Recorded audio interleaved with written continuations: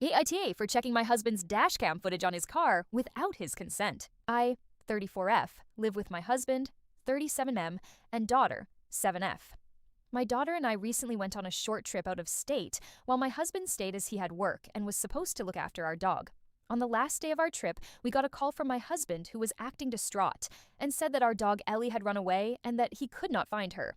He claimed she just bolted away from him in the park into some bushes and he could not find her.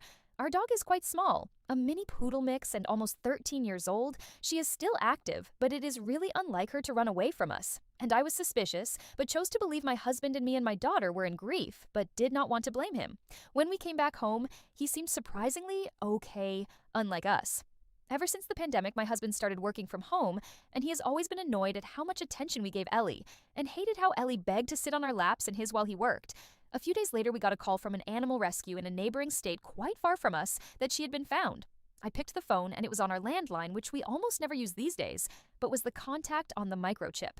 I told my husband, and he just said, "That is great. I am so happy," but it felt kind of blunt and insincere.